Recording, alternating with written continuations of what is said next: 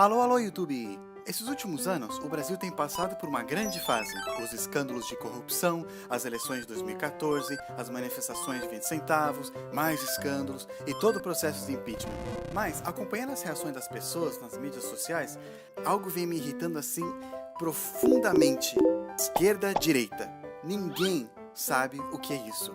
Todo mundo escolhe um lado, talvez nem sabe direito o que o lado defende, mas mesmo assim concorda com tudo, escolhe um lado e sai pra aí pra discutir com os outros, usando palavras chiques, difíceis, fingindo que é inteligente, falando coisas que não tem sentido.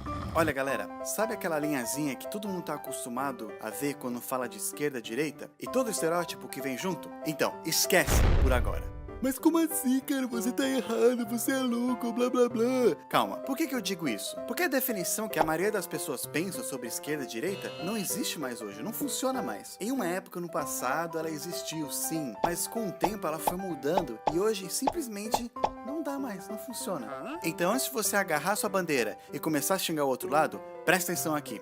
Tudo começou lá mais ou menos no século XVIII, XIX, na época de reis e rainhas. Muitas pessoas já estavam cansadas do governo de rei e começaram a reclamar que queriam mais liberdade. Naquela época, esse movimento foi visto como absurdo, um movimento radical, defendia ideias loucas, como todo mundo é igual perante a lei. E esse povo foi conhecido como os liberais, porque eles queriam mais liberdade. Eram a primeira esquerda, normalmente representada pela cor vermelha, que simboliza o sangue derramado nas lutas. Já as pessoas que eram amigos do rei queriam deixar as coisas como estavam, porque sempre foi assim, tradições são melhores, e assim que as coisas sempre funcionaram, mais ou menos. Qualquer coisa diferente ia levar as nações num caos. Essas pessoas ficaram já conhecidas como os conservadores, aqueles que queriam conservar as tradições. O povo da direita, normalmente representado por azul, mas isso nunca foi muito certo. Com o tempo a gente sabe que a esquerda foi ganhando, o povo foi tendo mais voz. Reis e seus amigos foram sumindo, deixando de existir, até que hoje ninguém apoia rei. Bem, quase ninguém. Mas o tempo não para. Novas gerações foram surgindo, novas ideias foram vindo também, ideias ainda mais radicais e mais liberais que antes, criando um novo grupo ainda mais para a esquerda da linha. Os que eram da antiga esquerda agora já estavam pro lado direito da linha, e eles não queriam mais mudança, e eles viraram os novos conservadores. A nova esquerda, como sempre, pedindo ainda mais liberdade do governo. Até agora essa definição parece fácil. Um lado queriam mais liberdade, um governo menor, e outro lado queriam deixar as coisas como estavam, um governo mais influente. Mas aí surgiu a nova esquerda, o comunismo, e tudo virou bagunça. Essa nova esquerda era diferente porque, entre outras coisas, tinham ideias liberais que queriam implementar com métodos conservadores.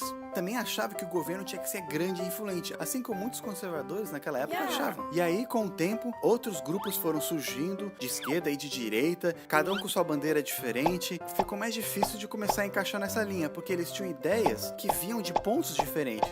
Não fazia mais sentido essa linha. Dá pra ver isso hoje no Brasil. Não tem um partido que é bem de direita ou de esquerda, de acordo com essa linha. Todos os partidos têm ideias que são tiradas de partes diferentes. E essa polarização que tem hoje causa muita confusão em briga que não faz sentido. Tem solução para isso então? Tem sim. Ela não é perfeita, mas é melhor do que isso aqui. É só acrescentar mais uma linha vertical.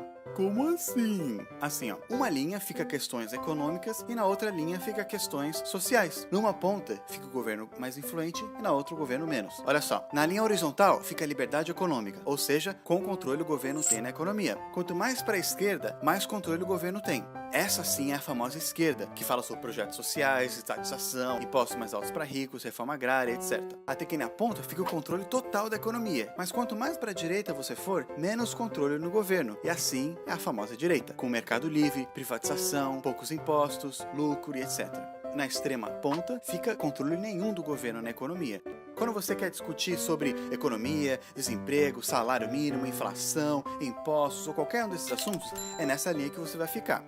Já outros assuntos como liberdade de expressão, discriminação, homofobia, feminismo, aborto, legalização das drogas, liberdade religiosa e vários outros são parte da outra linha, da liberdade social. A liberdade social é quanto o governo controla as suas liberdades individuais. Quanto mais para cima da linha você vai, mais controle o governo tem na tua vida social, até que o topo é controle total.